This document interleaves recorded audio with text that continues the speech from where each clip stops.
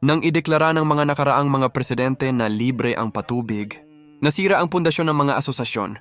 Malakas ang palakpak, ngunit mas malalim ang pinsala na ang libreng patubig ay hindi totoong libre. Madaling mangako ng libreng patubig, maganda pakinggan, nakakaaliw sa tainga ng mga magsasaka at nakakapagpasaya sa publiko. Ngunit ang katotohanan, ito ay pamumulitika lamang. Libre ang mismong tubig, ngunit ang sistemang nagdadala nito ay hindi libre. Ang mga kanal ay kailangang linisin. Ang mga dam ay kailangang ayusin. Kailangan ng gasolina, semento, bakal, at buhangin. Kailangan ding pasahurin ang mga watermaster at mga skilled laborers. Hindi ito luho, ito ang gulugod ng ating sistema ng irigasyon. At lahat ng ito ay may gastos. Dito pumapasok ang Operation and Maintenance, O&M. Fee na kinokolekta ng mga Irrigators Association, IA. Hindi ito bayad sa tubig, kundi ambag para mapanatiling buhay ang irigasyon.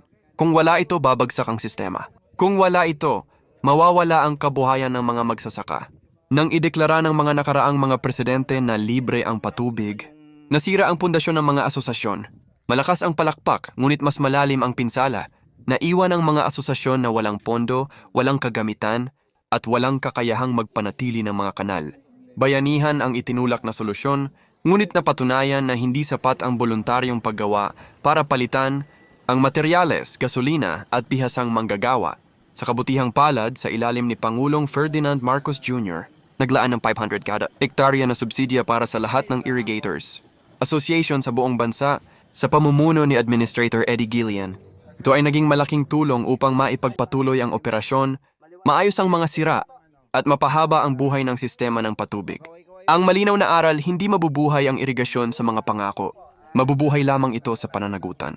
Kailangang maunawaan ng mga magsasaka na ang kanilang kontribusyon sa bayad, man o sa sama-samang paggawa, ay hindi pabigat, kundi pamumuhunan sa kanilang kinabukasan. Kung patuloy tayong magpapaloko sa ilusyon ng libreng patubig, sisirain natin ang mismong sistemang bumubuhay sa atin. Kung yayakapin natin ang tunay na diwa ng pananagutan, masisiguro natin ang tubig, at kabuhayan para sa susunod na henerasyon.